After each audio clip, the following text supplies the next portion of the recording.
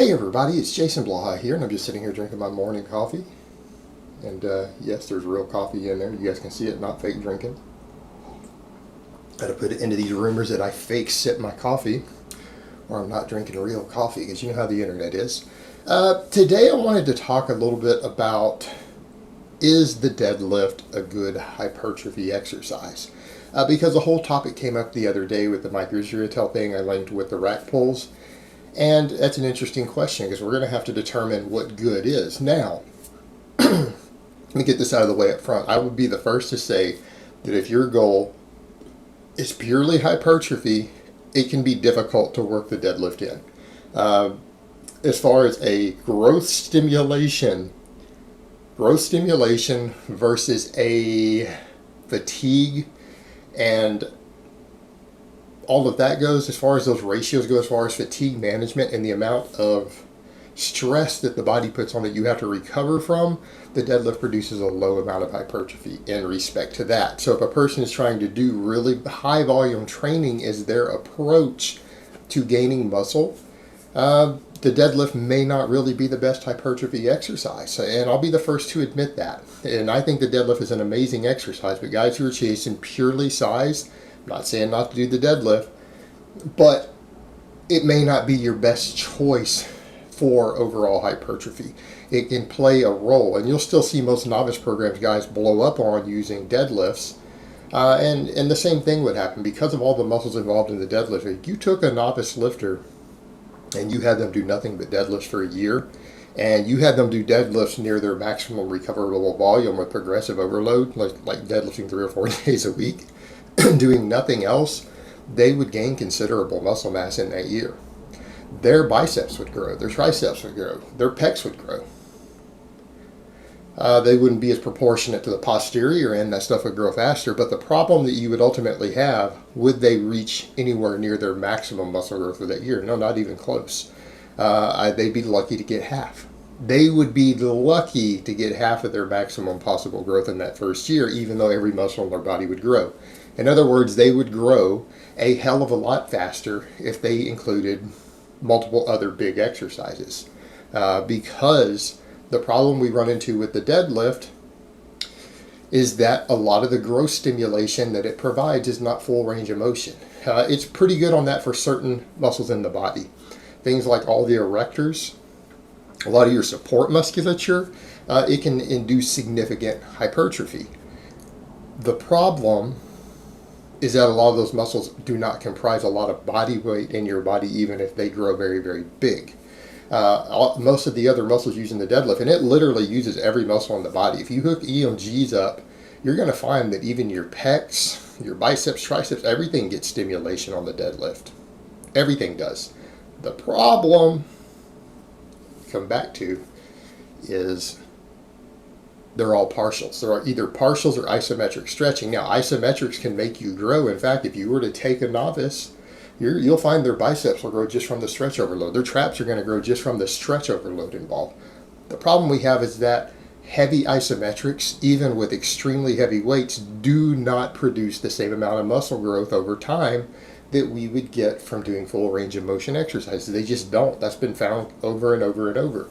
So the problem you have also is that isometrics, you don't tend to get a growth response in proportion to the amount of weight lifted. In other words, like let's say you get someone from a 300 deadlift up to a 500 deadlift. All those muscles in the isometric stretch aren't going to grow very much further past that 300. Even that extra 200 pounds is going to make very, very little difference in terms of their growth. They're going to eventually stop. Meaning even your biceps and everything else, and even your traps at a certain point, they're all going to slow down in growth. They're going to slow down if the deadlift is all that you're doing. All those isometric muscles. And then a lot of the other muscles are only moved through a partial, like the quads, the lats, everything else. Their work, they are moved. They have some involvement, again, due to different joints moving in the body. But they're partials. Even though they're heavy partials, and what have we found with the data? Heavy partials do not produce the same growth that lighter weight with the full range of motion will. In other words, if you're doing, say, a 5 rep max or a 10 rep max on a half rep, and it's still a max for the half rep, meaning it's going to be a lot heavier versus full range of motion, the studies show you usually gain at least twice as much muscle in those same muscles by doing the fuller range of motion. You just gain more muscle mass. So it starts to become limiting at a certain point. And people need to remember, if the stretch overload works so well, all these guys who do rack pulls would have massive biceps without ever doing curls or chin-ups of any type. Their biceps would be used just from the rack pulls because of that heavy weighted stretch. But it's just not the case. It doesn't work. So the problem we get into with the deadlift is that.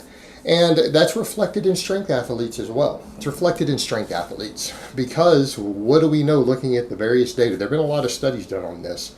Out of the big three lifts, the three that are, as far as the squat, bench, and the deadlift go, they're not all equally correlated to body weight.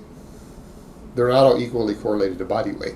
When you start looking at weight classes and stuff particularly, you're going to find the bench press is most heavily correlated with how much you weigh, then the squat, then the deadlift. In other words, the top guys on deadlifts through multiple weight classes, sometimes their deadlifts are really, really close together.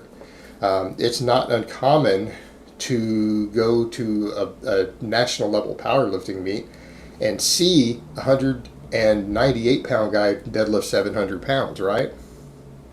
It happens. But then you'll see guys in the 242 or 275 deadlift 700, 750. And it's the same thing when we start measuring it in people who train the deadlift and they study it looking at their body weight. It just isn't as heavily correlated with body weight because the amount of muscle mass you have on your body isn't as proportionately involved with how much weight you can move on the deadlift, because there's so much partial work involved, and because the most important muscles that do the heavy lifting outside of like the glutes are not always particularly big muscles, that large amounts of hypertrophy and a lot of those smaller muscles, which might only account for a few ounces, can pay off enormously in terms of pounds, even hundreds of pounds sometimes on a deadlift. So there's the problem we run into. And the best thing we can do to deal with that is, I'm going to agree with Dr. Mike on that. For people who are chasing hypertrophy or in a hypertrophy block in their training, increasing the range of motion on the deadlift is the best thing you can do, which means things like deficit deadlifts, snatch grip deadlifts, things like that force you to move joints through longer angles. In other words, there's more movement in your knees, hips, and your shoulder joint when you do some sort of longer range of motion deadlift, right? All those joint angles change, and you have to do more movement, therefore moving the muscles through a longer range of motion, even though you use a lighter weight. Well, the axial loading goes down as well, because that's one of the big problems with the deadlift. It creates an enormous amount of axial loading for a modest amount of muscle growth stimulation. So in other words, you can only handle so much volume of it, and it will interfere with the rest of the volume of your training for very little muscle growth. And that's ultimately the problem we run into. When we go into doing things where we're adding inches to the range of motion, those increase degrees of joint angle in all three of those joints and force you to use a lighter weight for the same amount of muscle stimulation. In some cases, more muscle stimulation. You might find on some of those lifts that you might, instead of doing work sets with 500 on deadlift, you might have to drop down to 400. In some cases, even with your snatch grip, you might be dropping down to 350. That's less axial loading on your spine, but you're getting more range of motion, so therefore more muscles are going to get more stimulation and more tension on them with less impact on your recovery. So that's the reason those exercises, particularly when you're trying to do any amount of serious volume, are going to produce a lot better results in terms of muscle growth. Now, that being said, deadlifts can still help with your overall hypertrophy because they do add additional workload to other muscles that are being worked. You've got to remember the amount of growth that you get in a muscle through the week is going to be determined by the amount of workload it's stimulated with, the accumulated workload, not just the direct work for your whatever movement you're doing. In other words, your pectorals don't grow purely from your bench press. Your chin-ups contribute because of the secondary stress. Your overhead press contributes.